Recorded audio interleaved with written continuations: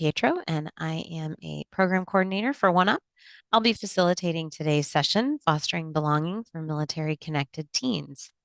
I'm really excited to see everybody putting their hellos and their locations in the chat. It's so nice to see people from all over. I've seen people from California all the way to think Vermont and everywhere in between. And some fellow Illinoisans are here today. That's where I'm coming to you from.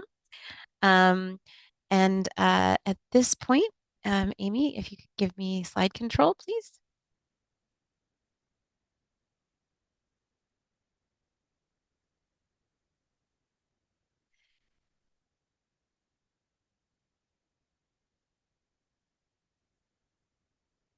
We are working on getting slide control, but we want to make sure that you have visited the event page to get a copy of the webinar's slides and the additional resources. And we will be giving you a brief tour of the webinar platform so you can find your way around. Hopefully you can see the slides that we're sharing. If you can't or you have any other difficulties, please email us at contact@oneop.org, which you can see there on the screen. We hope that you'll join us by engaging in the chat pod today. As service providers working with our military families, we welcome your comments and experiences as we go through the session.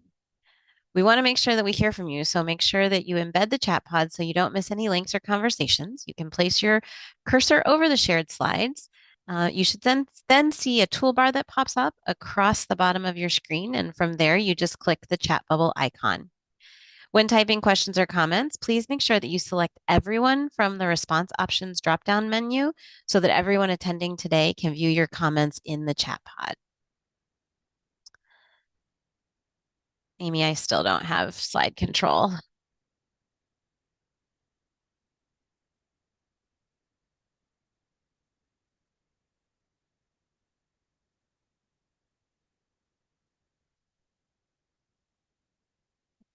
We are working on getting that taken care of at the moment.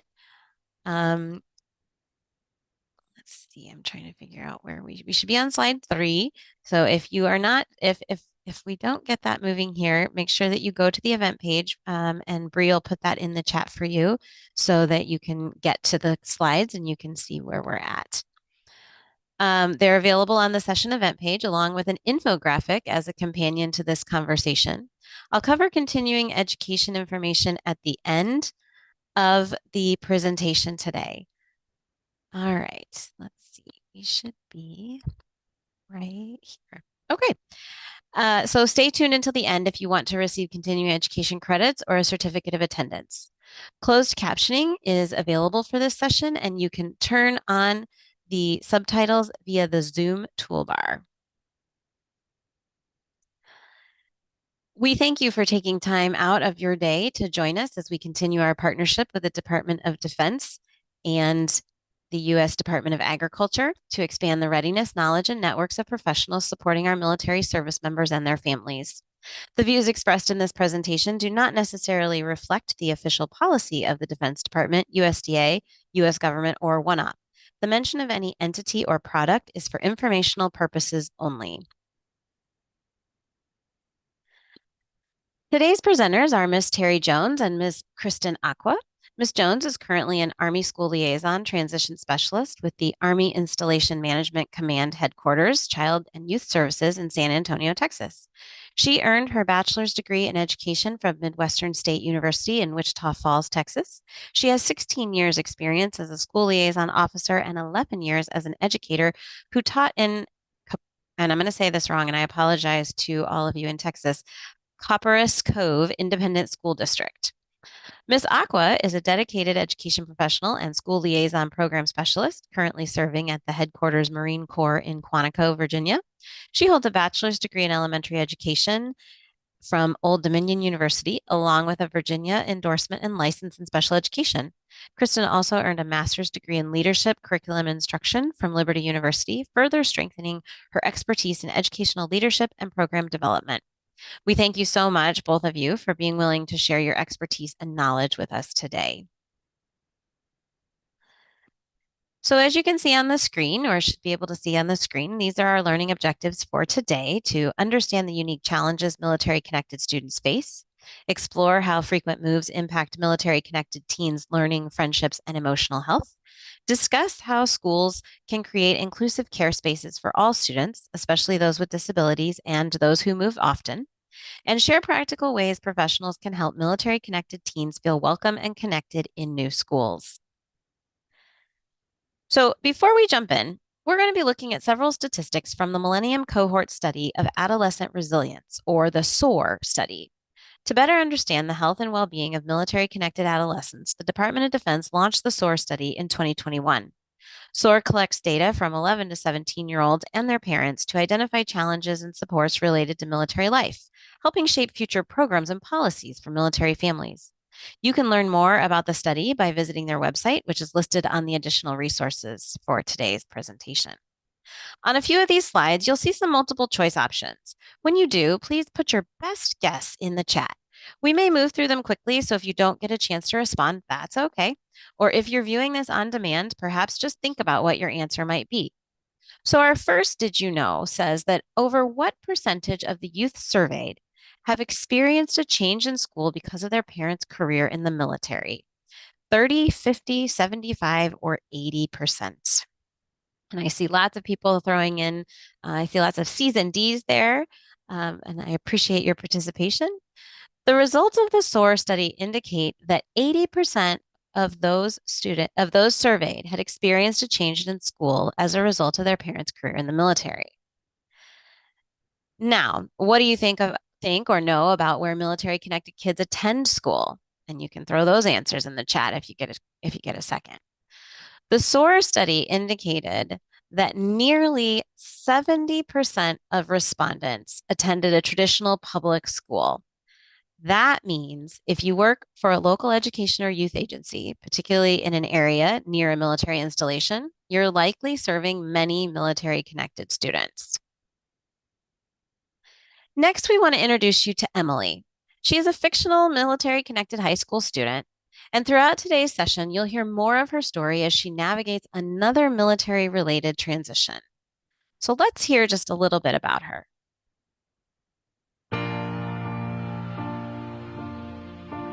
Emily arrived from Texas 2 months ago, after another military permanent change of stations.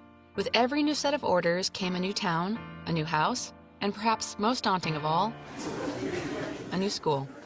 Once again, she was surrounded by faces that didn't recognize her and hallways that didn't hold any shared memories. So Emily's is at another new school and unfamiliar territory and expectations yet again. But what about schoolwork? We don't know that about her yet. And as we go through today, we're going to learn more and more of her story. But that was just to introduce her. But what do you think the teens in the SOAR study said about their ability to keep up with their schoolwork?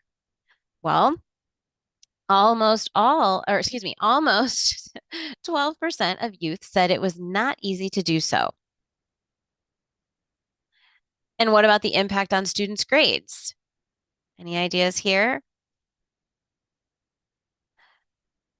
Nearly 30% of students said being connected to the military had a positive impact on their grades. So these are just little snippets of data to help kind of frame our conversation today. During today's webinar, we have also included some quotes from military-connected youth themselves about their experience. One youth currently stationed outside the continental US, or OCONUS, shared, "It's hard to leave old friends behind, start a new school, and try to fit in all over again. When you add the pressure of learning a new language or struggling to be understood when OCONUS, it can feel overwhelming.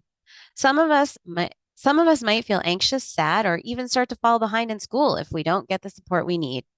I imagine that many of you may have experience with teens who could echo these same sentiments." So, let's talk with our experts today about the academic impact of frequent school transitions.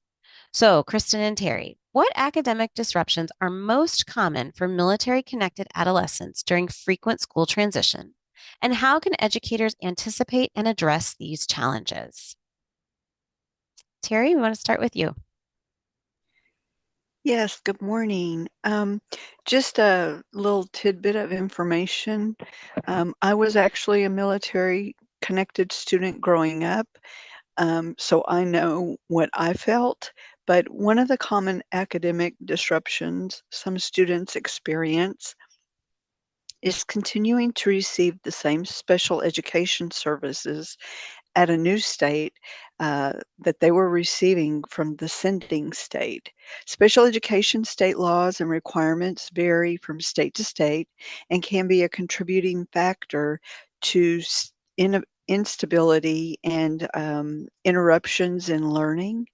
However, the DoD manual 1342.12 provides guidance around incoming students in DoDEA schools with an active IEP on page 25 and 26.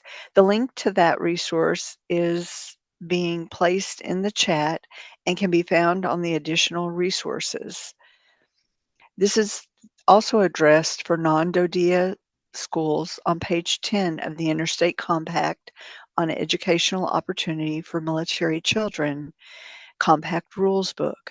A link to that resource is in the chat and additional resources as well. Kristen? Thanks, Terry. And again, thank you guys for allowing Terry and I to speak to something very near and dear to our hearts, which is supporting our military connected students. So another impact, common impact that we have, that's an academic impact, is disruption in our students' experience with their credit transfers. Specifically in high school students who earn credits at one school, but it may not be recognized at the school that they're getting ready to attend or just starting to attend. So for our military connected students, it becomes very challenging because we see this happen a lot, especially with those students that are transitioning from DODEA schools overseas, OCONUS, or those international schools back to stateside, CONUS schools, public schools on the CONUS side. And what happens is it not only are the credit transfers not being accepted, but it also brings another disruption, which is course placement. So with that course placement, when the student moves a particular, if they were in a particular program, such as like AP, dual enrollment, or IB courses, that may not be offered at that school that they're going to. So it requires for that student and that family to revise that student's graduation plan. So for example, if there is an IB program that a DODEA student that was taking overseas and they were enrolled, they were on path to receiving their IB graduation diploma, and then they move stateside that senior year, and that school that they're at, that they move to, does not offer IB programming, that causes a major disruption with our students. And we see that often in our field of work. Great, thank you. Kristen, can you start us off on this next one by explaining how differences in curriculum, credit requirements, or grading systems across schools may impact military-connected teens' academic standing or graduation pathways? Sure. So what we see a lot of times just in the field is that there's inconsistent grading scales from state to state. And sometimes it could also be from district to district. So when I say inconsistent grading scales, I'm speaking to that there may be a district or state that's grading on a 7-point grading scale and then versus a 10-point grading scale. So what this does is it actually affects our students' class ranking, potentially their scholarship eligibility, and can also impact their college admissions. So what we try to do is we really try to educate our school counselors on it, educating our families about it, but then also within the services, definitely reaching out to College Board and other associations like American School Counseling Association to having these conversations about these different unique challenges that our military connected students face just based off of the different grading scales. Because it could negatively impact them. And instead of just looking at them like as raw numbers, but looking at them as the whole child. And we'll, I'm sure, dive deeper into that. But I'm going to pass it on to my colleague who may have some more additional information she wanted to discuss about graduation pathways. Thank you, Kristen. So graduation requirements are another big uh, issue that uh, can cause some problems when students are transitioning. These vary from state to state, which can cause students to graduate later than expected, and or they may end up having to take more classes unexpectedly. For example, a student coming from Germany may have already taken 2 years of German at the sending school, but the receiving school only offers Spanish and requires 3 years of a foreign language.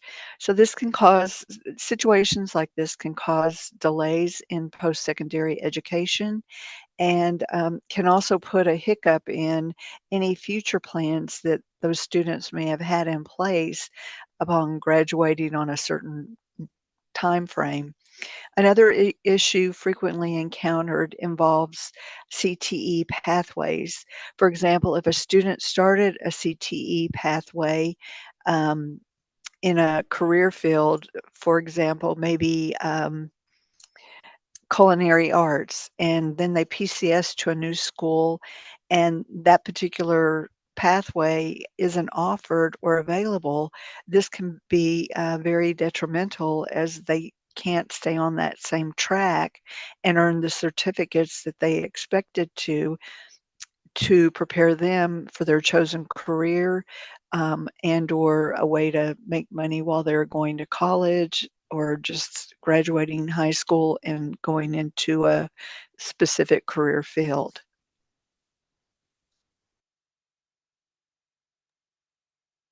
Thank you for that information. It's interesting to think about things that, some of these things that you're mentioning are things that we might not think about when we consider these impacts on military students. I hadn't even considered for my own self the idea of different grading scales and what that could mean, but it's a very realistic situation that you bring up. So thank you.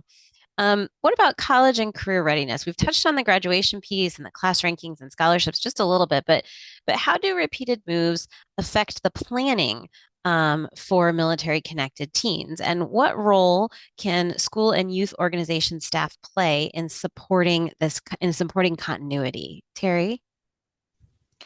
So highly mobile students can sometimes be in a situation where they don't have the opportunity to participate in certain organizations such as the National Honor Society. They move to a new place and they don't meet residency requirements.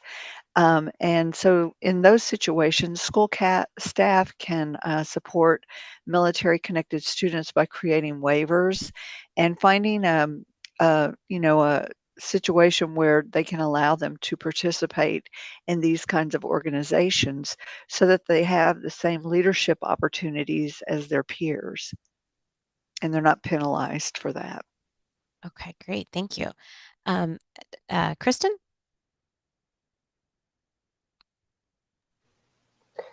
I think Terry covered that. I apologize for that, but I echo what Terry is actually expressed. But yeah, I think Terry covered that in a nutshell for us. Okay. And what about this transition from high school to post high school plans? I know that we had talked before about being a strong support and sharing the information and focusing on their strengths. Is there anything you wanted to add to that? So I would add, as far as when we're talking about our school professionals and our youth professionals, when you say strong support, like what does that look like? What does that mean, right?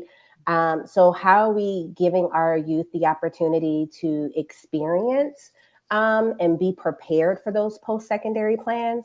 So are we sharing with them the different, I would say, are we taking on, like, as far as a youth professional, are we doing these college tours? Are we planning some of those things? Are we discussing how to effectively write essays when we're looking at school counselors? Like, what is needed to go into a college essay? Are there opportunities for practice, SATs, PSAT, study sessions, and things of that sort? but really just recognizing also where our students are and their unique differences and how can we highlight those things. And I think we will kind of talk a little bit more about that as we further go into this presentation, but really just acknowledging their differences and acknowledging some of those gaps that they may have, or not to say gaps, but their uniqueness, and highlighting that to making them more marketable to our public and everyday society. Mhm, mhm. And what about you had mentioned, Kristen, the you talked about it just a little bit there when you're talking about course gaps and when you talked previously about different grading scales and the way that impacts transcripts. And so, can you talk a little bit about how to support how what can we do to support students who may have these atypical looking transcripts? Yeah, so for our military connected students, we recognize that they're highly mobile, right? So there's always and there's often a concern with their transcripts. They're not going to look like their peers' transcripts. There's going to be some differences, and there are going to have some gaps probably in their transcripts. There's going to possibly be also some varying course titles that may not be similar to those of their peers. And there's also issues with, like we talked earlier about credit recognition. If they would receive credit for a class that they may have taken, in eighth grade or in ninth grade, that may not be reflective in the state that they're currently in now. So some of these things often cause incomplete, missing records. And that's where we kind of come in as the school liaisons, where we look to leverage the interstate compact on educational opportunity for military connected children, and we work with the local schools to helping those schools have that understanding of the courses that have already been taken, and pretty much ensuring leveraging that MIC3 to ensure that credit is applied for that student. So I heard this one term a long time ago is like, what do we do in the spirit of the compact, especially when you're working with local districts that definitely want to support the compact. They believe in the compact. So I understand that if a student may not have the, let's say, the black and white of what a typical transcript looks like, for our military connected students, how are we working in the spirit of the compact to ensuring that this child graduates on time? So in order for us to do that, as school liaisons and our local school districts, is we have to work collaboratively together and also support one another in educating universities and looking at things of taking a whole holistic approach when we're looking at our military connected students and their transcripts. So when we talked about as far as the GPA scales and the changes and how like at one place the student could be an honor roll student, but then because of the scale differential, now they're like an average student, right? So how can we articulate that and help them to articulating to college admissions their unique differences and what they're bringing to the table? So recognizing not just the raw data of the GPA, but what they've done, like those leadership skills, the different types of courses that were taken, and the differential of those courses that were taken. So evaluating their performance versus looking at the raw numbers of their GPAs. So with that also, as school educators, as we are trying to help them in their post-secondary planning, especially when it comes to universities, it really helps our military connected youth to building that type of resiliency and adaptability. So maybe as far as like being challenged and getting that no, but not accepting the no, and not accepting the oh, well, you didn't have it here, but you could have it here. So really trying to help strengthen their diversity and their adaptability, and highlighting that of what they can actually bring to that university is one of the things that as educators we can continue to strive to do in supporting our military connected youth. Yeah, thank you. Yeah, I think that piece around the holistic approach, right? And also helping colleges and universities understand how to kind of interpret the materials that come before them and understand some of those contextual factors is really important. Yeah. For sure. You may have heard there's a few questions in the chat and I see them, so I want to make sure that you know I see you. And we will address them throughout the presentation. We're kind of keeping track as they fit in. So just know that we've got your questions. We'll get to them. But one thing I wanted to mention, Kristen, you mentioned the MIC3, right? And so for people who might not be familiar with that, Bree had posted a link, and I'm going to ask her to kind of post it again to this Interstate Compact on Educational Opportunity. That is an important document that our presenters are going to probably refer to a few times. And one of the things I would encourage the audience is that you can go to and the website. What Bree has there is a PDF copy of the compact, but you can go to that website as well and find. They have helpful webinars sometimes. So if you're totally unfamiliar with MIC3 or any of this, you can really find these free webinars that'll just really kind of walk you through what that means and then can help you kind of make sure that you are operating in the spirit of that compact that Kristen was referring to. Let me jump ahead a little bit here. So we know that there are military connected students who receive specialized services just as there are civilian students who do. So Kristen, what are some best practices for helping military connected students maintain access to these specialized services across school transitions? So there's a number of them, but one that I just want to kind of highlight is definitely being proactive, right? So in the school liaison role, we really encourage our families to engage with the school liaison prior to leaving, like prior to moving.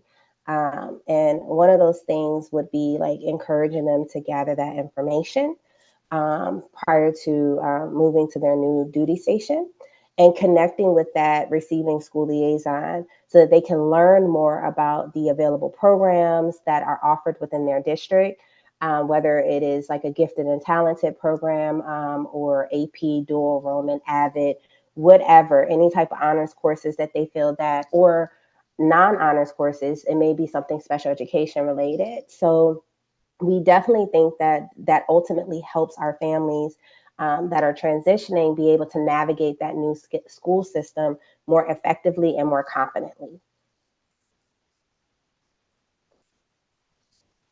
Great, thank you. Terry, did you want to add to that? Sure.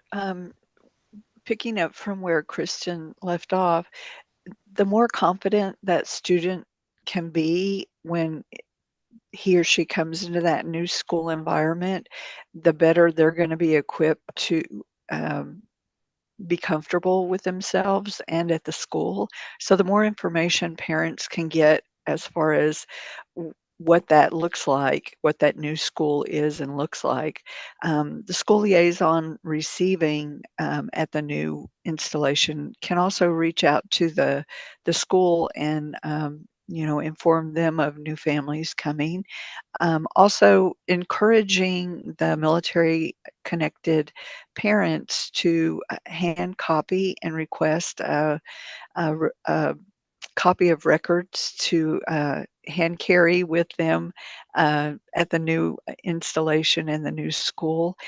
This allows the school personnel to be able to review evaluations and transcripts, other educational plans, so that placement can be made quickly, and that student, the sooner he or she can get into a routine of classes, the better. I know we've had um, as a school liaison, oftentimes you may run into a parent coming in and saying, well, my child hasn't been in school for 3 weeks, but we PCSed here and I need to get them enrolled. And so, the more time that they miss out on, that's definite learning time and skills that, they start losing that. So if the families can hand carry a hard copy of the student records, that really is helpful and a great support and tool for them so that they can get that education and academic routine established again. Yeah, yeah. Would you also say that perhaps by hand carrying a hard copy, you're kind of decreasing maybe some potential time delays in getting the records from one place to the other? Is that fair to say? Yes, it is. Okay. Being able to share that information definitely puts them on a little bit faster track to Mhm. getting back into a routine.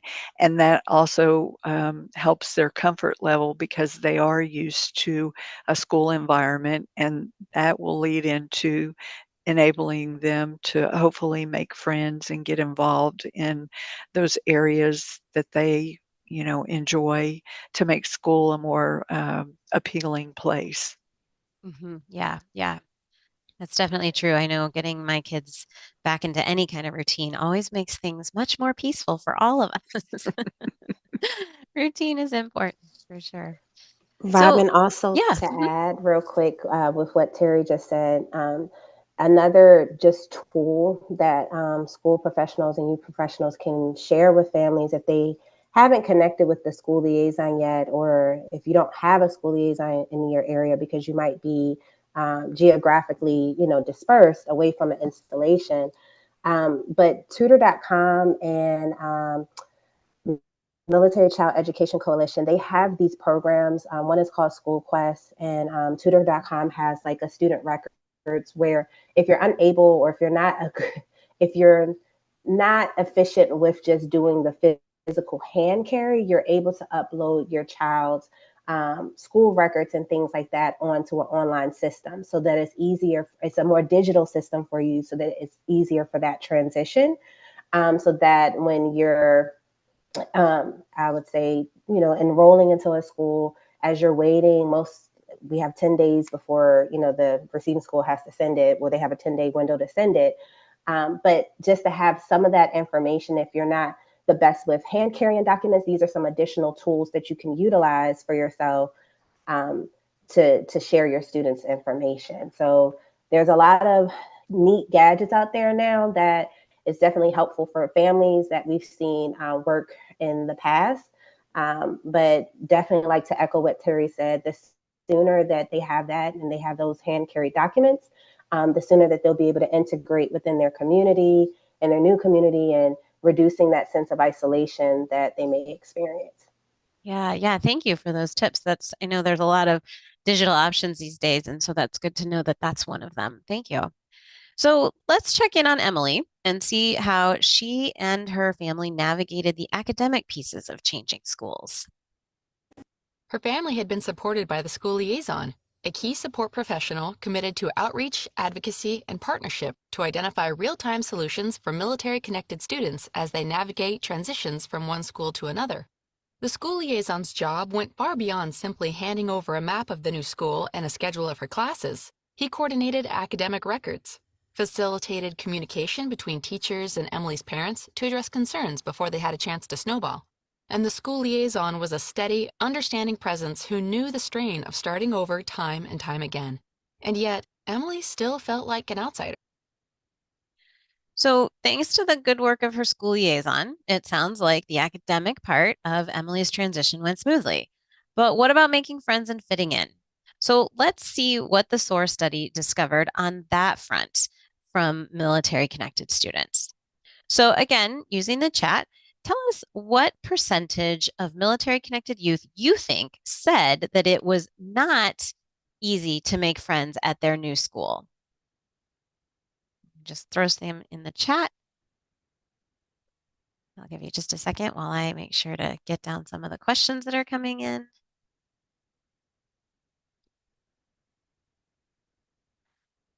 All right.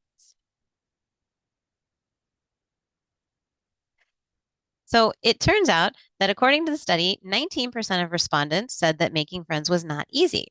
But that means the rest did indicate that it was somewhat or very easy to make friends, which is encouraging news. But what impact did respondents say the military had on the friendships they made?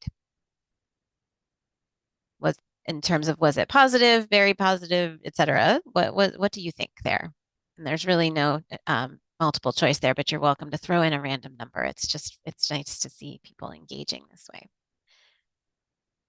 Yeah, I saw someone say 40%. You're about spot on. Yes, based on the source study, we know that almost 41% said the impact was positive. An additional 33% indicated that being military connected had no impact on their friendships, and about one quarter said it had a negative impact. So again, most of these students are saying that these transitions are having positive impacts on their friendships and socials. I think it's just getting them into that routine and helping them get integrated into new communities, which is kind of what we're definitely what we're talking about today.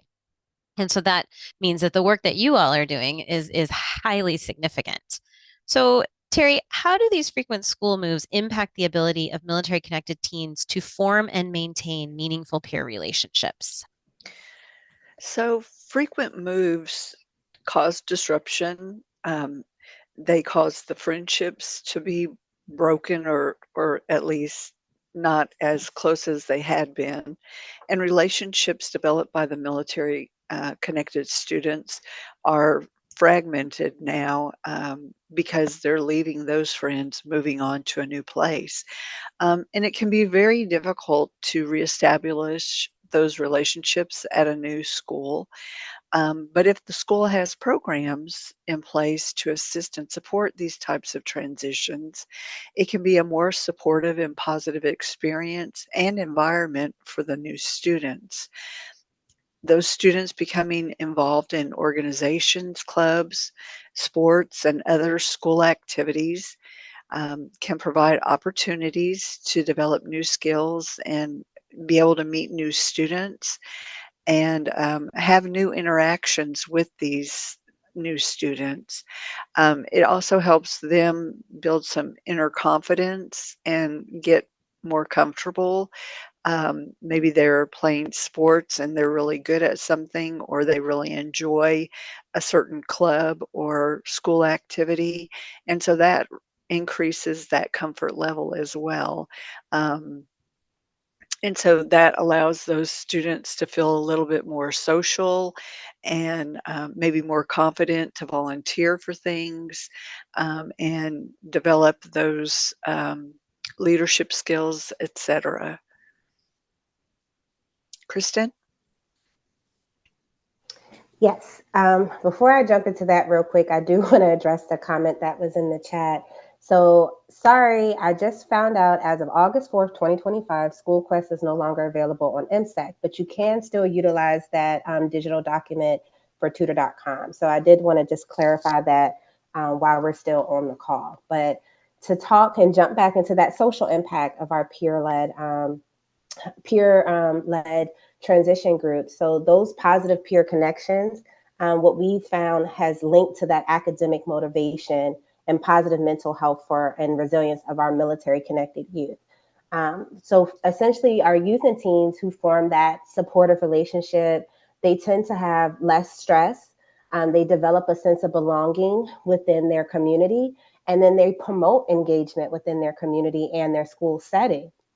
And I feel this is why, and I think among all of us as a school liaison team, we recognize the impact and the importance of our youth connections and youth sponsorship. We have different names for them, but Army Youth Sponsorship, Marine Corps Youth Connections, S2S programs, and Anchored for Life programs to help with reducing those stressors and those opportunities for social isolation. So we definitely, those programs actually combat the risk of anxiety and depression and academic disengagement.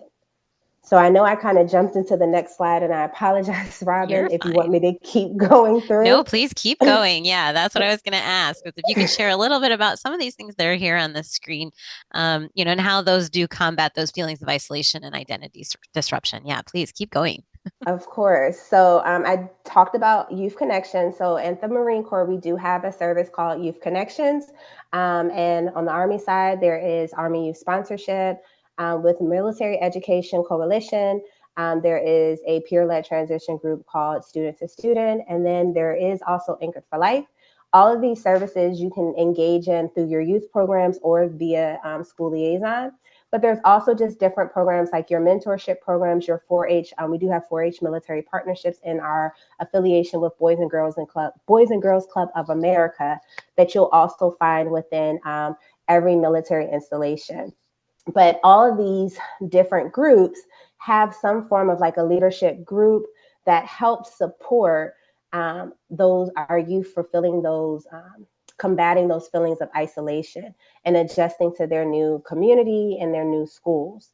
And they're all accessible. You just have to engage, right? You have to go talk to someone. You have to go partner with others, whether it's on the installation or at the school level, to engage in these programs. I will say through with Boys and Girls Club of America, there is a partnership directly with DoD and Boys and Girls Club of America that you do have to work directly with your youth programming to accessing their curriculum and their information. But all of these programs have shown to be proven purple programs. And they're very effective, especially utilizing them within our Purple Star designation schools. And they really support in that creating that welcoming and caring culture that we've talked about before, and that welcoming and caring community. So it doesn't just these programs don't just um, support just our military connected students, but just highly mobile students. So when you look at your area, think about, yes, we are supporting our military connected students, but how many highly mobile students do you have in your area that may be State Department kids, that could just be highly mobile civilians, or just transient students? So this is not just something that just benefits our military connected, but it benefits all students and feeling connected, engaged, and valued within their community. Yeah, I think that's a really important point, and I'm grateful that you brought that up.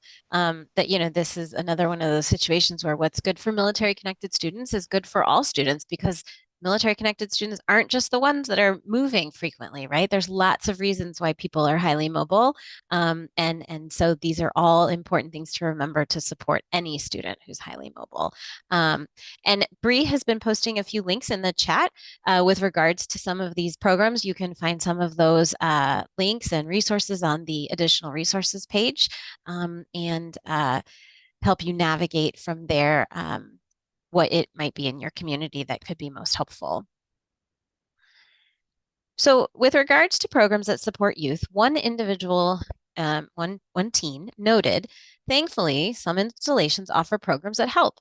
Child and Youth Services, the school liaison officer, and the youth sponsorship program gave us chances to make friends, get involved in activities, and feel like we belong.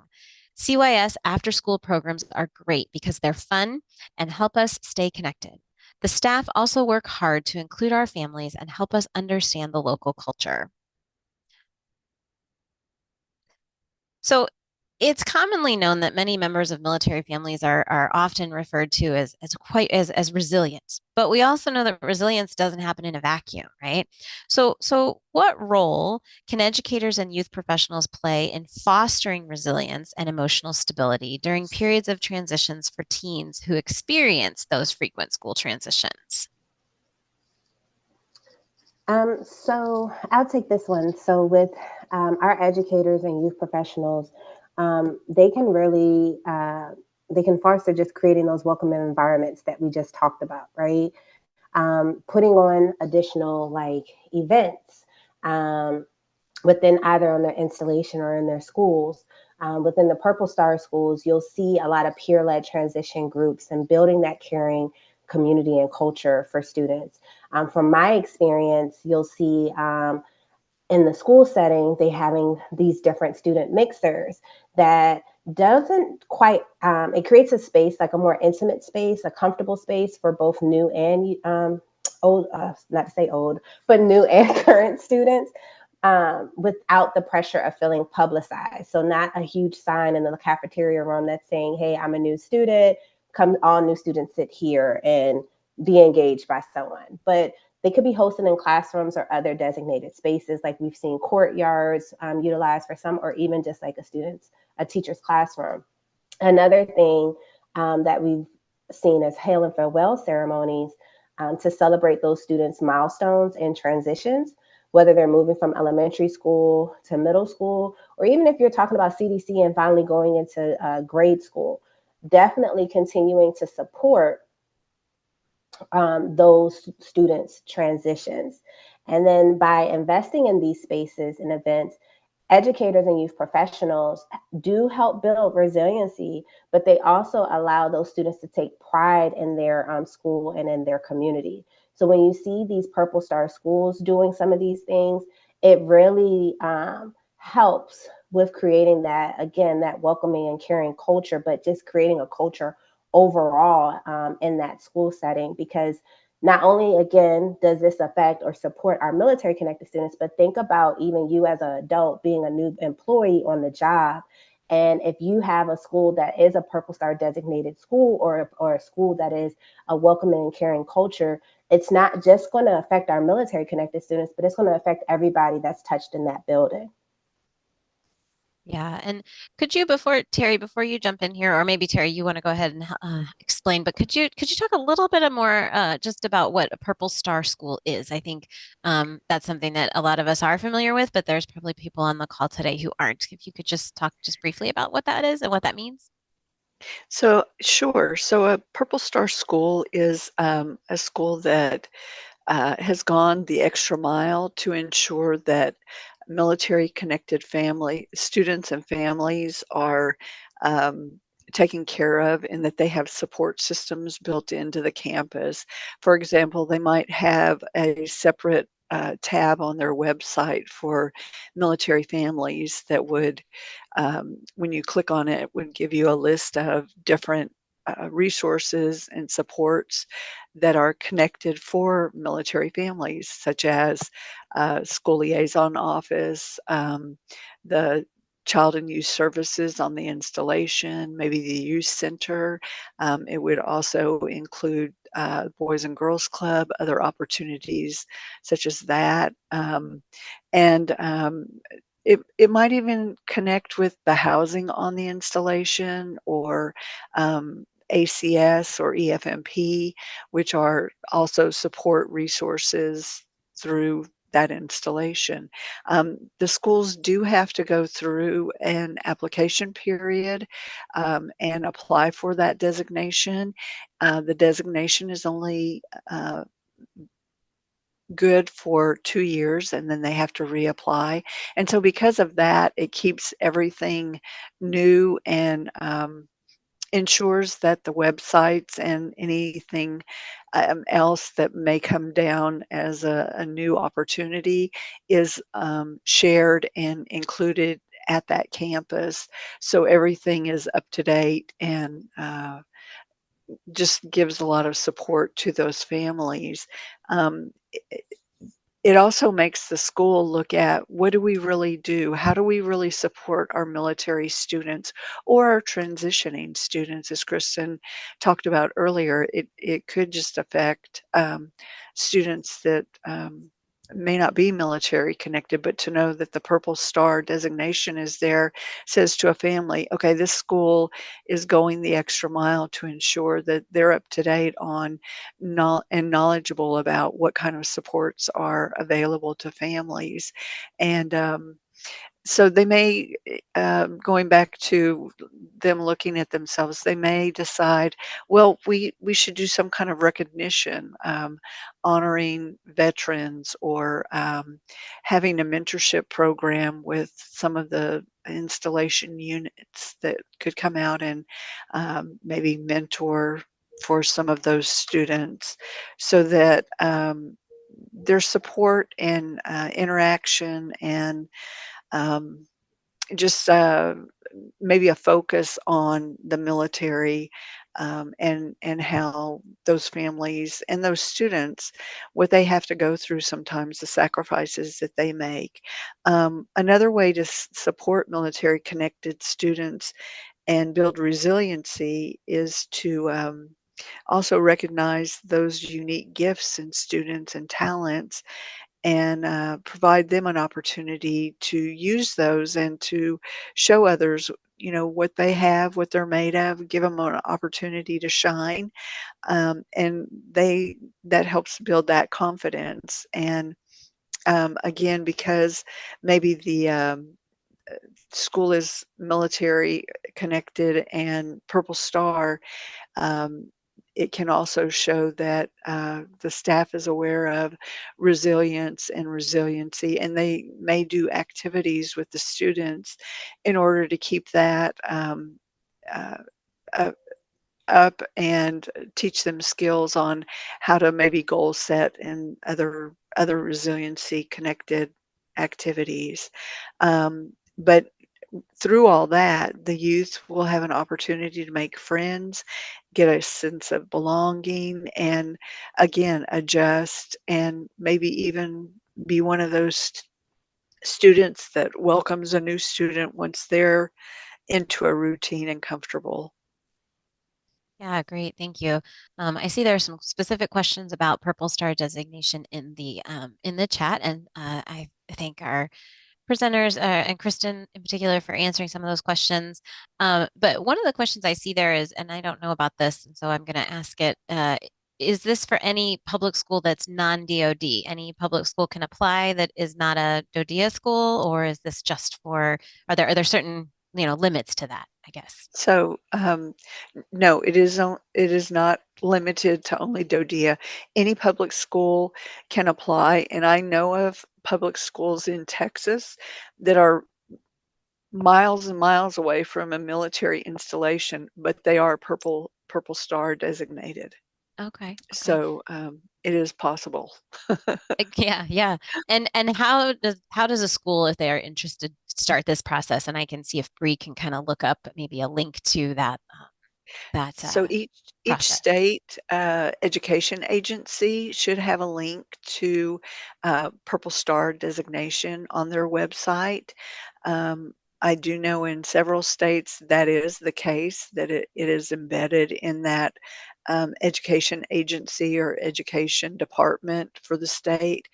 And they just go in and read the criteria, um, find out when their designated application dates run from, X to Y or Mhm. Y to Z, and they can upload the information and apply. There are uh, uh, FAQs on the websites as well, and you can always reach out to the school liaison and or some of the other organizations Kristen mentioned earlier to discuss the Purple Star designation with them. Your school liaison will be a great contact, though, to help support that, and may may even be able to do a training for the school staff to go through what it's going to entail and kind of how to go about um, gaining that criteria and knowing what fits in that area. Okay, great. Thank you. Yeah, and I see Bree posted a link in the chat that might be that should point to additional information for those that might be interested in knowing more about becoming a Purple Star school. As we move on, how can professionals intentionally recognize and build on student strengths to support academic success, social emotional well-being, and leadership development, especially if they, as they get to know the new student and start to recognize areas of potential growth, but then also existing strengths for them?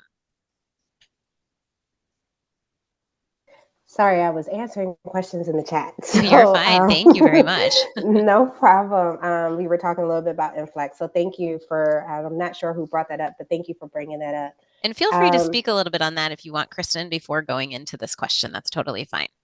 Oh, okay. Just so that everyone's aware, because I know we haven't brought it up in this discussion with the influx, but the influx is they are in our wheelhouse for within the school liaison wheelhouse. So we actually will work with the schools in getting influx engaged in the schools. We work with the schools and OSD as far as requesting for influx support at specific schools. And there's a whole system and metrics that goes with it. But nevertheless, they are, thank you for elaborating, they are our military family life counselors, and they are child and youth behavioral military family life counselors. and what those influx that are embedded in the school systems, they do sometimes, like, group workshops, one-on-one services, and it's all confidential. Parents have to opt in to use the influx, but we also utilize our influx to provide PDs and with our school counselors. And one thing that I've seen happen with our influx in correlation with the school liaisons, we do these quarterly, monthly meetings, and then some type of quarterly sessions where our influx are able to get the updated information of what's kind of going on within the district, because they're kind of, just like with any other with, like, if you're in a school setting, you're just focused in that school, but kind of seeing what are those trends that are affecting our military population and how we can kind of be proactive or combat some of those things. So our influx are really great. They're a huge asset to the program. There's a good handful that have them in schools, and they're here CONUS, so they're here stateside and overseas. If you are interested, I will say right now, we are a little bit tight ship when it comes to our influx. However, if you do have an influx that is assigned to your school, or you're aware of an influx that's assigned to your school, please, please, please be sure to utilize them to the best of their ability, because they are definitely a huge asset to what we're doing in supporting our military connected students. So I apologize, Robin. We were on which question? Because I was looking at the You're chat. fine. You're fine. We're on the slide 26 there, about Okay, how educators can intentionally recognize and build on those student strengths that Terry had just mentioned a moment ago. awesome. Okay. Sorry about that. You're okay. Um, so, what they can do, what educators can do, is, like, we kind of talked about this a little bit earlier, and Terry, brought up some really great examples earlier. It's just, again, recognizing and respecting each student's uniqueness is very essential for our educators and our youth professionals. So, really providing those platforms and safe spaces through those programs, like when we just talked about those peer led programs or ambassador clubs, or even in those extracurricular activities, would be beneficial. So, what I've seen is supporting military connected students who strive for post secondary success, helping them, again, sharing those stories. Um, Helping them with, assisting them with, again, their essay writing and highlighting those leadership roles, whether they were doing something like as a president for their, and I'm going to just do a shout out, our Marine Corps Teen Council at their installation, right? Or they may have been the lead performer and in their theater club, but highlighting those leadership roles that they've held, even if they're in different schools. It may not have been at your particular school, but it may have happened in the past. And then helping them collect those letters of recommendation is what I'll say. So even as a as a youth professional, you can write a recommendation for that student for post-secondary success. If you are a teacher and you are aware that a military connected student may be transitioning through their into their senior year, and this is their junior year, you can also write a letter of recommendation of what that student has done while you have been engaged with that student, and that helps them because it shows the contribution that they have provided to their environment. It shows the contribution that maybe the student contributed to policy change that directly affected our military connected students. And it really allows for them to blossom and, again, highlight what they're doing, even though their transcripts or their records may look slightly different from their peers. So, with our educators and our youth professionals taking on some of those responsibilities and those initiatives to guide that, or guide those students through that journey, is extremely helpful and impactful. Great. Terry? And by respecting and recognizing the students' unique strengths, their experiences that they've been allowed to go through because of living in different areas. Maybe they've lived overseas in Germany or Japan. Um, Having those teachers and school staff recognize that is a great way of adding to that student's self-esteem. Excuse me. Um, if a student's on a dance team, for example, you could allow that particular student to maybe teach the dance from another country or a previous high school or middle school that they went to. And that, again, shows their talents, but also gives them a good feeling about where they've come from and where they are currently. Um, Another example might be that they could maybe in art class, a student could create a brochure and explain about what the last installation or last school was like and some of the opportunities that they had there, or maybe some of the it can compare with some of the opportunities that that student has in the new environment too. There are a lot of ways that staff can allow youth the opportunity to share their experiences. And all of that helps them feel validated and encourages them in their uniqueness that it's okay to be a little bit different and they'll still, function and make friends and do all those good things that they can. Yeah, yeah. Yeah, I think that's important. Sometimes kids or students and teens need that little extra, door, like to be shown the door. Here's this drama thing that you did, and we do something here, and or you were on the dance team, like you mentioned, and sometimes teens just need a little nudge to get them to engage in those ways. So I think those are really important when you can know the student, like you're talking about, and know the strengths and talents they have, and then find those doors for them.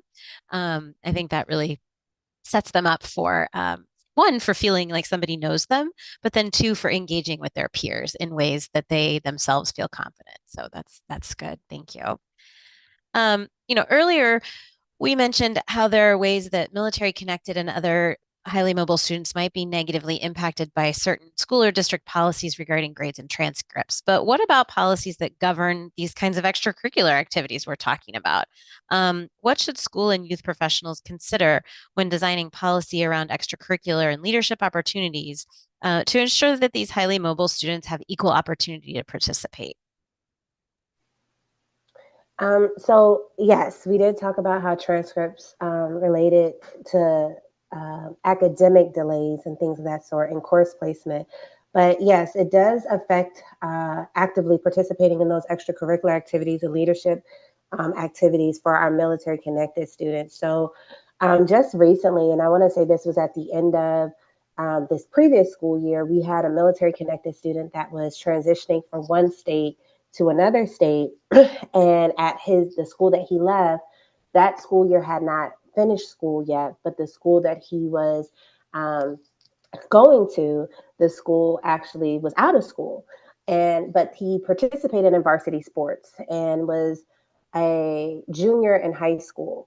And he wanted to continue varsity sports and continue to play, and had the opportunity to essentially do conditioning with the team, attend practices, scrimmages, and things of that sort. However, when it came time to do a scrimmage against like another local school, they weren't able to identify that this student actually was classified as a rising senior and was just finished his junior classes because the school had not ended school yet. So what that family ended up having to do was they reached out to their local school liaison and connected with that school liaison to connect with the previous school liaison to then work with that school in getting those transcripts forwarded to the new school. And when we think about things like this, we always again think about course placement and those gaps in those transcripts. But it for a social impact, it really breaks down for that student um, that they're like we're trying to reduce that isolation piece of it, but then it's one of those situations where if this particular situation ended up working out, but had it not, it's one of those things that would have been a very hard thing for that student to swallow, because they did everything that they were supposed to do at the previous school. They did their end of the year exams. They did all these things. However, the school just was at that point was not releasing the records. And we just want to ensure that when schools and um, our extracurricular activities are being put into place, we are speaking to, like, we're thinking about how can we combat this? How can we ensure a smooth transition, especially for those students that are looking to do more of those extracurricular activities, and not just, it's not just a student. We're not just looking at the academic student, but we're looking at, again, that holistic approach, what this student has to bring to the table, and engaging in all of all of the aspects of just being a well-rounded individual, right? Right. So yeah, Yeah, I Terry, I think think you it's have. Yeah, Oh, but I'm sorry. Terry, just real quick, I want to jump in and say, to kind of I think that example of that student is really powerful there, Kristen, because I think sometimes, as adults, we can forget how important those extracurriculars may have been to us as students, right? And can forget to transfer that on to it's just as Mm-hmm. important to the students we're working with now, right? As it was our Mm-hmm. whole world for some of us when we were in Yes. high school, right? And so to Yes. have done all the things and then have meet this barrier, it's just can be so demoralizing. And so it is important to make sure that as professionals, we're engaging in those spaces that can make a difference in something. Some kids are super focused on academic courses and making sure that that's their thing. But some of us were really into our sports and athletics, Yes. right? Or our extracurriculars, and that would have been everything, right? So I think that's a really important story and something to remember. Yeah. Terry, what are your thoughts on this question? I just want to chime in with Kristen and um, stress how important reaching out to the school liaison can be, because clearly that helped in the scenario or the story that Kristen was relaying. And um, it makes a big difference to be able to connect with all those individuals across the country or across the globe. And I think it's also enlightening to parents and to the school staff to see, oh, wow, they, this can happen, you know. Right. So anyway, I also feel like having policies in place is a great resource and tool to ensure that they provide equity for military connected students. That might mean allowing a student to try out for a sport after the deadline if they transition in late and didn't get the opportunity over the summer, like for cheerleading or volleyball or soccer, any of those. And a lot of times parents can do their homework ahead of time through the school liaison or with the school liaison's help to find out about those things before they move. I know I had a family come in at one point that the daughter was playing volleyball and they were actually moving to Texas from another state. And the mom, this was over the summer, and the mom was concerned about the daughter getting into volleyball practice. And I got on the website for the school that the daughter was going to attend, got in touch, saw that volleyball tryouts and practice was going to start like in July, and they weren't due to move here until the end of July or the first part of August. But I got them in touch with the coach, and again, it worked out to their benefit. So, schools having policies like that in place really does support transitioning students, again, not just military connected, but any transitioning students. And those policies might mean that you remove a prerequisite for a course, even where a student may not have had maybe a course that is a requirement to do a school activity like be in the drama club. If you're in the drama club and you want to try out for performances, the school may have a requirement that you have to take Theater 1 before you can do that. And so having um,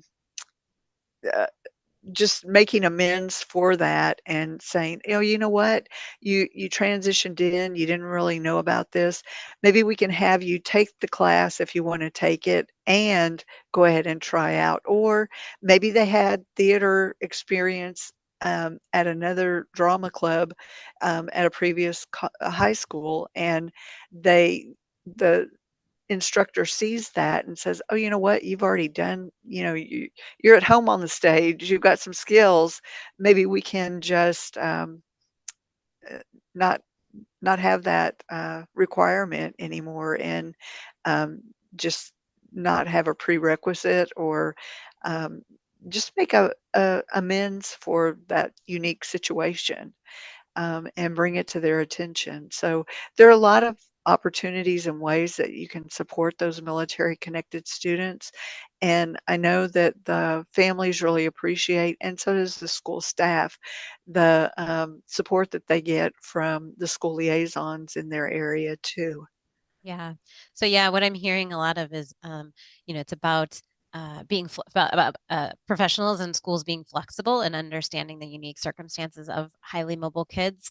And then I'm also seeing I'm hearing from you too, but also in the chat, there's an individual who commented about their own daughter and needing to, and how that they still as a parent still has to ask and continue to pave the way and be an advocate. And I think that's also another critical piece of this is that the caregivers also have to be advocates, and we also have to work on supporting students to be advocates too.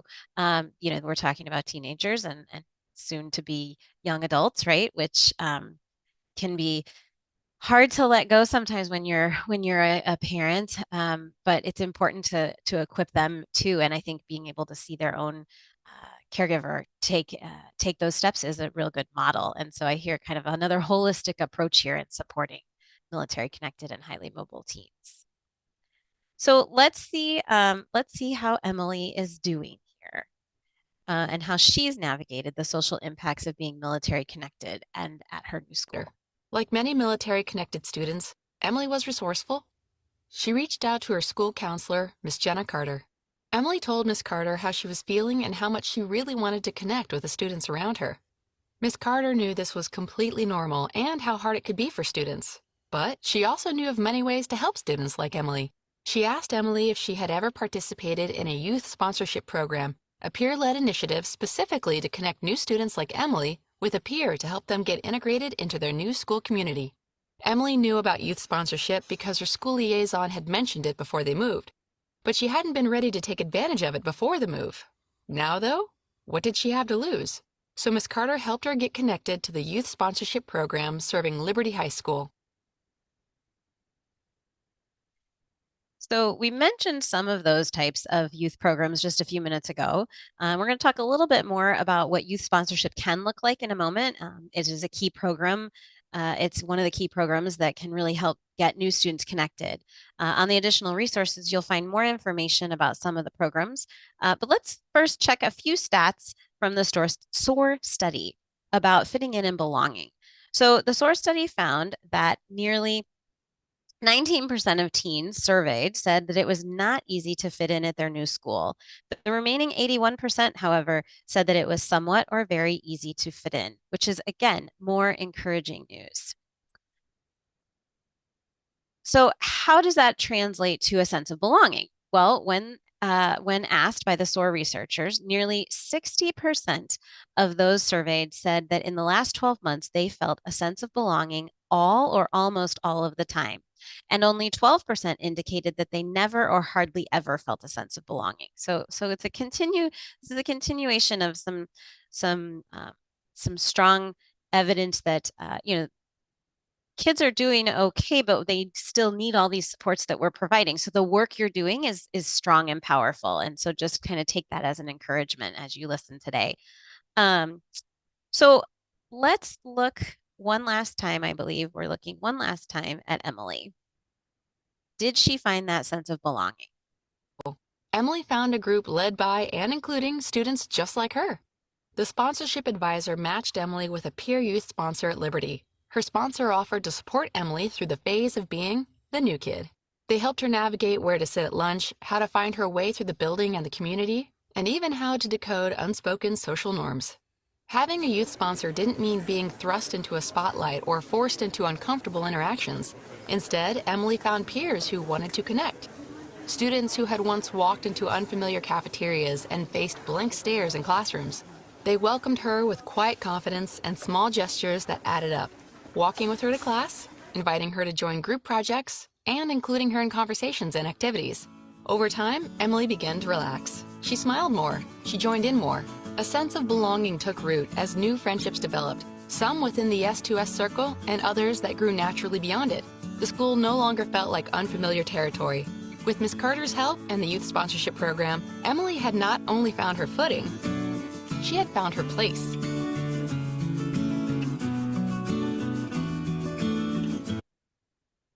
So at this point, I want to invite Kristen and Terry to share with us a real life instance of how one district came together with local installation personnel and George Mason University to implement programs and policies that would truly serve the many unique needs of the military connected students in that district. And also how this then helped shape similar kinds of support within surrounding schools in the area. So I'm not sure if Kristen or Terry, you're starting us off, but I'm going to pitch it to you. Okay, so I'm going to start it off. And I just want to preface this with um, some of you may not be familiar with the youth sponsorship program in the Army. A couple of things I want to share are that first, the program is at no cost to the school or anyone involved in it. Um, School liaisons can go out to the school and train the advisors who are interested in being that role for the group. They'll also do training for the students who would be sponsors. Um, and it is a peer-led program. So the advisor is not the one arranging if they meet a meeting or arranging training or arranging their once a month get together for welcoming new students or farewelling new students. The students are the ones that lead it, and the advisor staff member is the one that gives them support and can guide them and be that adult voice when maybe they're going down a different something that they can't do. It also ensures the program also ensures that students who are sponsors are responsible, that they are not necessarily straight A students, but students who are well-rounded, who take an interest in the school, maybe aren't behavior problems in class, but maybe a class clown sometimes. They have a sense of humor. But students who have strong leadership skills, aren't afraid to talk to people who they don't know, aren't afraid of public speaking, and will represent the school in a positive way. I think that really makes a big difference in the program if you can get the students who work together, who share similar ideas. Not necessarily everything the same. They don't all have to play sports. Some of them may be in clubs, some of them may be in athletics, some of them may not participate in either one, but they come and watch because they enjoy being part of the social life of the high school or the middle school. Um, so we're going to move into our real life story. So Fairfax County Public Schools, or FCPS, is the largest school district in Virginia. It serves approximately 14,500 military-connected students. A strong partnership between the school district and Port Belvoir helped support these students, starting with the implementation of the Army Youth Sponsorship Program in local schools through collaboration between the school liaisons and the school staff. And I want to stress that having that strong relationship and support between the school, the installation, the school liaison, and the students is key in having a strong youth sponsorship program. And it doesn't mean that they only do things for the high school, but they may be out in the community. This program teaches students a lot of skills that they'll take through as they go through life, skills they can use not only at high school, but at or middle school, but at college, within their career, and as they grow into, society, they'll use those leadership skills, those skills where, it's a positive thing to have, a positive tool to have in the workforce and at, any, any social, event or situation that they get put into. So, Kristen, do you wanna go ahead and continue with the story, or would you like me to continue? Oh, sure. I can jump in. Okay. Um, so to speak specifically to FCPS and George Mason and Belvoir's collaboration, in my earlier life, or in another life, I was the Army School Liaison at Fort Belvoir. And my predecessors, this was like a 10-year, over a decade worth of work that went into this strong collaboration with FCPS, George Mason, and Fort Belvoir. And where I came into the fold, we were able to take the Army Youth Sponsorship Program and build it into what was already somewhat kind of spewing in Fairfax County Public Schools as far as like their student ambassador program.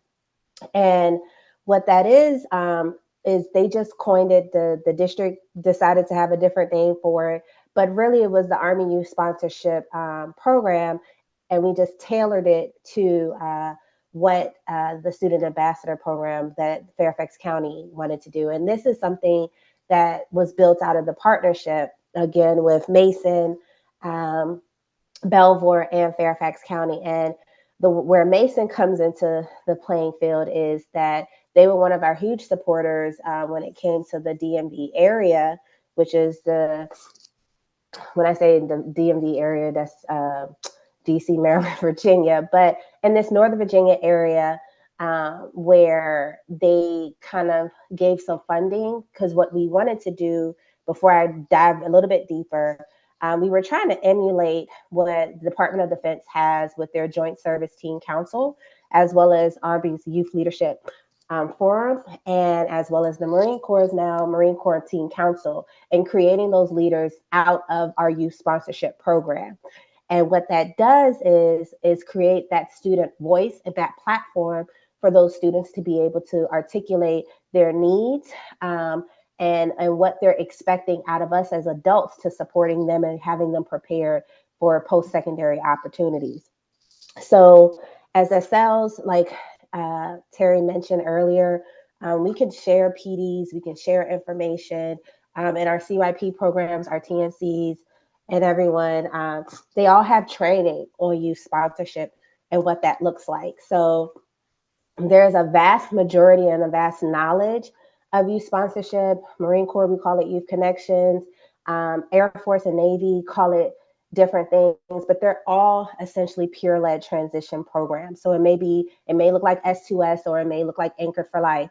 However, the biggest piece of it is we just want to make sure that we're there to support our military connected students as they transition, as they're transitioning and getting them engaged into their new community. So here is a picture of one of the local schools and their student ambassador program. And there's a lot of marketing around this particular school because it really showed the partnership of our military connected youth process action team, which was comprised of educators, principals, school liaisons, some family liaisons, and again, like our GMU staff, our local university staff. And from there, we had identified the need to support more, to have more intentional support for our peer led transition programs, to focus in on our schools. So, what we did when we heard feedback from our families and we heard feedback from the schools was the district personnel, as well as the school liaisons, including myself, we developed a resource guide that was built just specifically around Fairfax County and those best practices and activities that can help implement those peer-led transition groups within their local schools. And that's how they branded it as called the student ambassadors.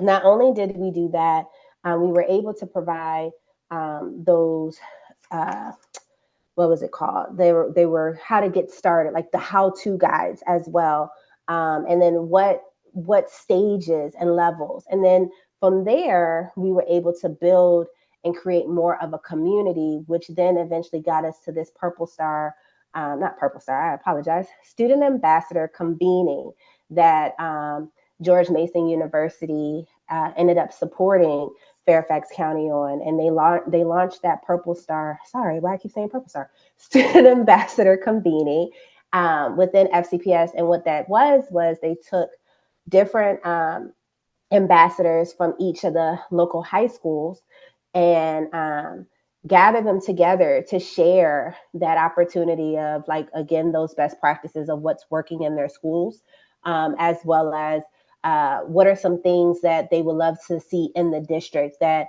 may have been a challenge for them when they first came to the district. And then what are some things that uh, could be more impactful or beneficial? So, really, again, going back to why do we do what we do? We do what we do to hear our students, right? We're doing what we do to support our students. But in order for us to support them, we have to, one, give them a platform where they feel confident and they feel valued to expressing their needs. So, as a result, in supporting that, we had student ambassador workshops. We had the Purple Star convening, which got the attention of the Virginia Department of Education, which is now also something that is happening in other school districts in the Northern Virginia area. I will say the neighboring one for Fairfax is Prince William County, as well as Arlington. So this is a trend, that's something that now VDOE sees that is value asset too. And they also want to kind of pour more information and um, more support into our peer-led transition groups, which may be more of something of their Purple Star designation program. But we also launched some Purple Star trainings and roadmaps, like assisting schools with how to develop their applications when that application window opened. We did some PCS challenge workshops. So for some of our educators, they did not understand what PCS meant. Like, what was that, and how did that directly affect our military community? So we were able to go out and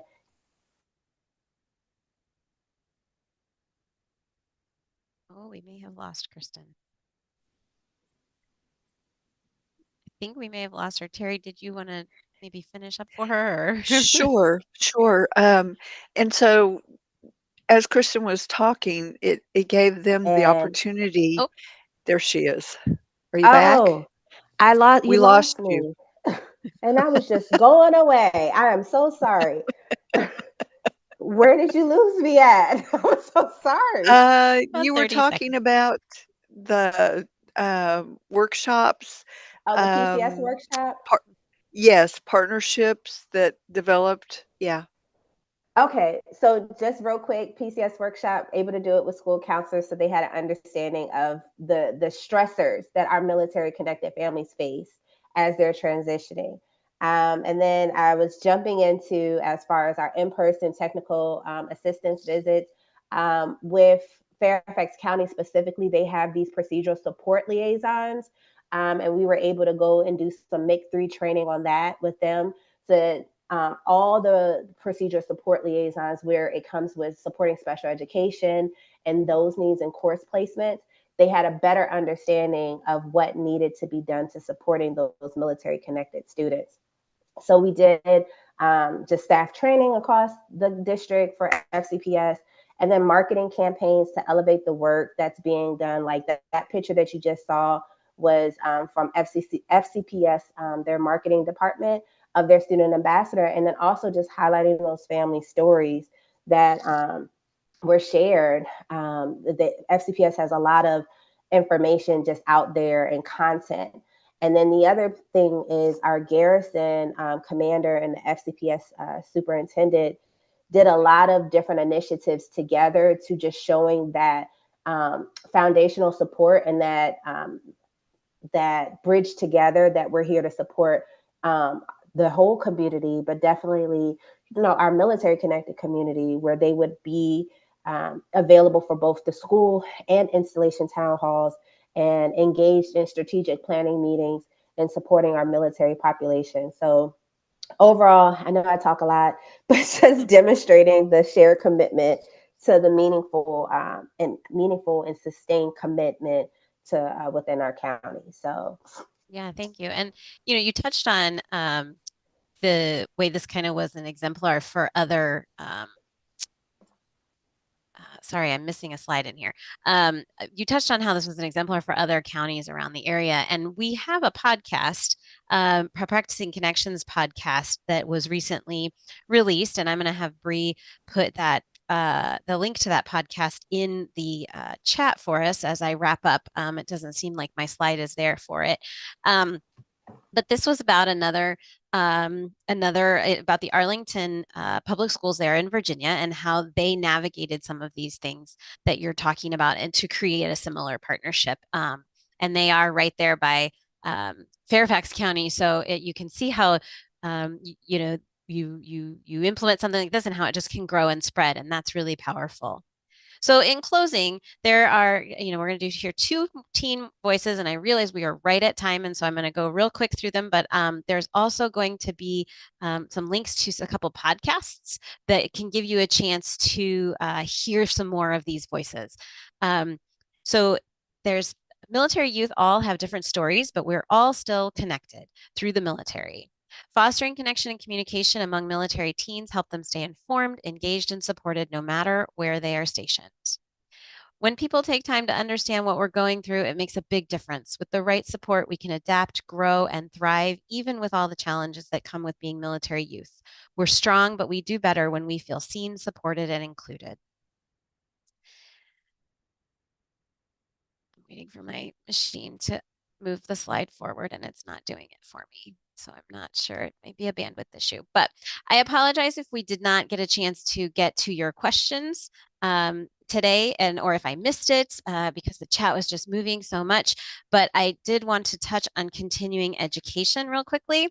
So you if you want to receive a certificate of attendance or a continuing education, you need to complete a two-step process. It first is an evaluation, and then it'll show you a message that has you click the type of continuing education credit you need, and that'll take you to another survey of one kind or another to get that continuing education and that certificate. So you're going to use the link to the webinar evaluation that Bree just posted in the chat. And if you are viewing this at a later date, maybe on demand, you'll see a purple button on the event page that says continuing education credit, and that's where you will click to access that process. If you are confused about this process, because I know we're having to rush quickly, please just send us an email at ce@oneop.org. Oh, sorry, I went a little too fast. Okay, so we hope that you'll join us for all the Academy sessions as we bring together military family service providers from multiple disciplines.